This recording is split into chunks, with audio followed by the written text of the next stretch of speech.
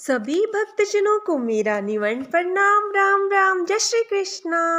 पूनम सिहा की दुनिया में आप सभी का बहुत बहुत स्वागत है। भक्तजनों, हम श्रीमद् भागवत की कथाओं का श्रवण कर रहे हैं।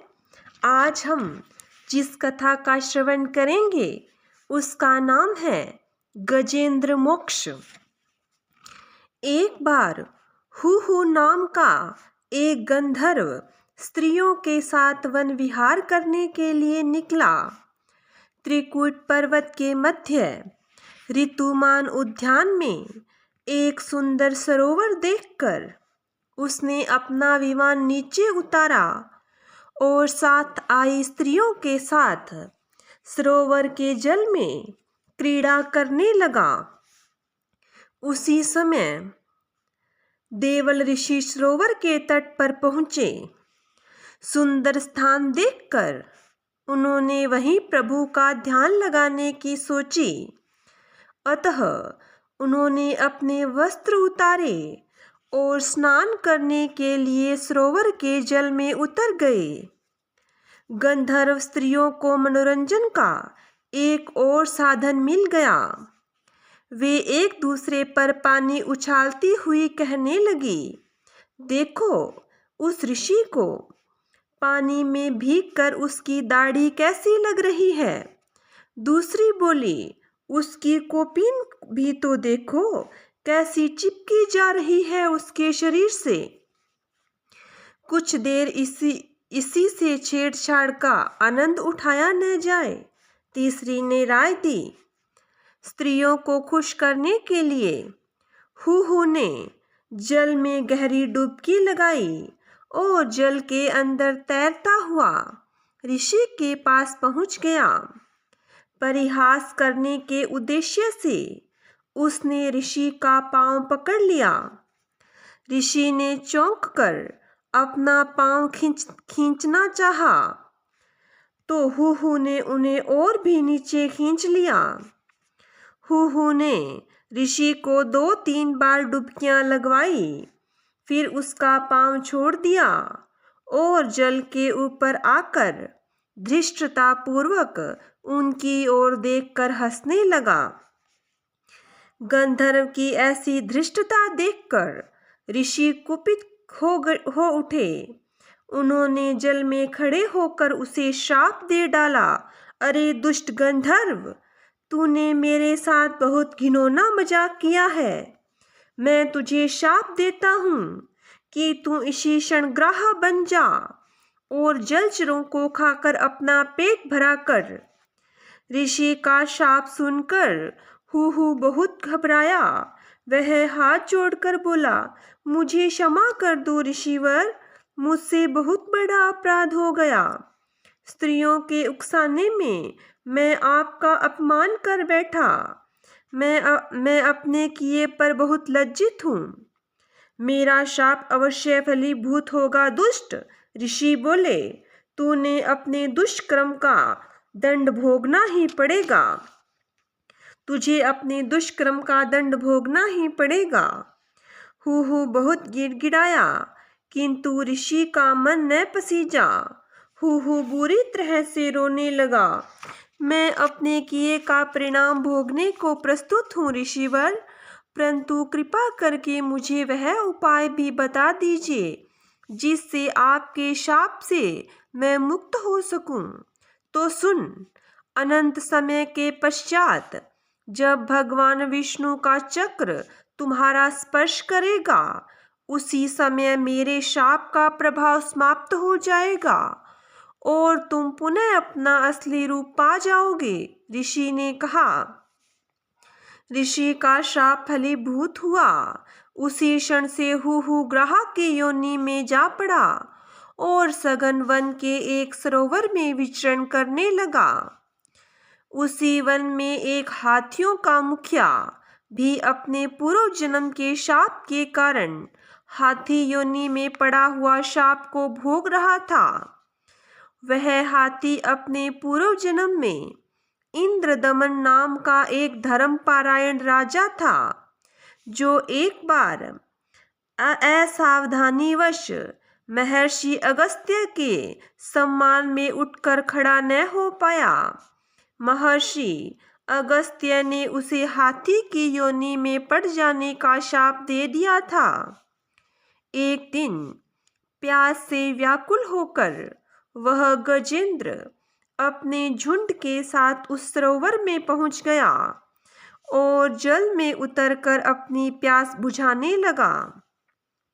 उसी समय उसी ग्राह ने उसका अपना जबड़ा खोलकर उसका पांव पकड़ लिया।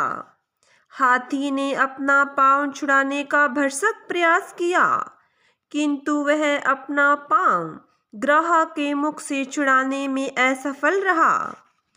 बहुत समय तक गज और ग्राह में बल परीक्षा होती रही। कभी हाथी ग्राह को किनारे तक घसीट लाता, तो कभी ग्राह हाथी को गहरे जल में खींच ले जाता। धीरे धीरे हाथी का बल क्षीण होने लगा।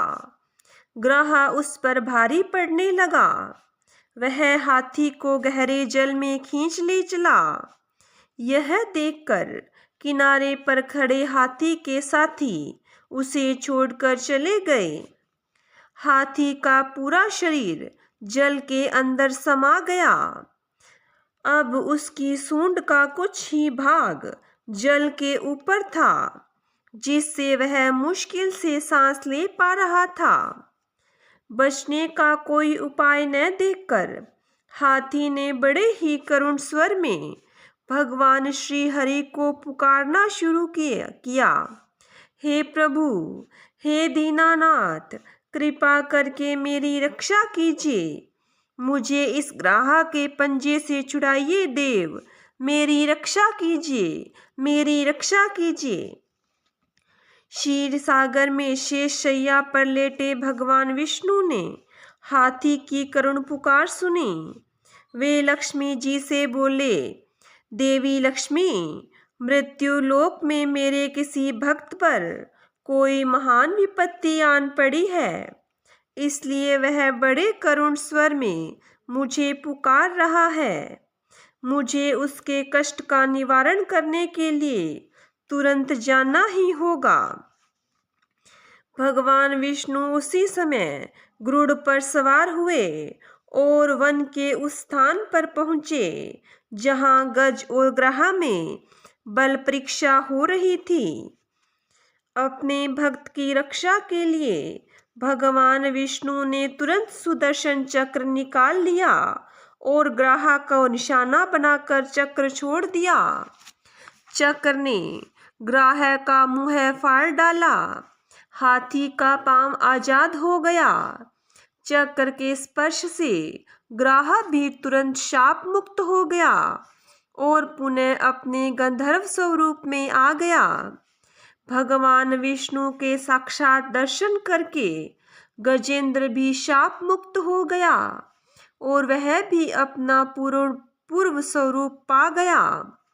वह भगवान के चरणों में गिर गया और कहने लगा, आपके दर्शन करके आज मैं भी शाप मुक्त हो गया प्रभु। अब से मैं अपना जीवन आपकी आराधना में व्यतीत कर दूंगा। इस प्रकार गज रूपी राजा इंद्रदमन और ग्राह रूपी हुहु गंधर्व दोनों ही भगवान के दर्शन कर शाप योनि से मुक्त हो गए और प्रभु की कृपा से बैकुंठ धाम को चले गए। जो भी हरि भक्त सच्चे हृदय से भगवान का स्मरण करता है, वह भव बंधनों से सदैव के लिए मुक्त हो जाता है। मृत्यु के पश्चात उसे बैकुंठ धाम में स्थान मिलता है। आज हमने गजेंद्र मोक्ष की कथा का श्रवण किया। इस कथा के श्रवण करने से हमें पता चला कि कभी किसी का अपमान नहीं करना चाहिए। जैसे हुहु ने क्या किया था, उस ब्राह्मण का अपमान किया था जिस कारण उसे ग्राह की योनि मिली थी।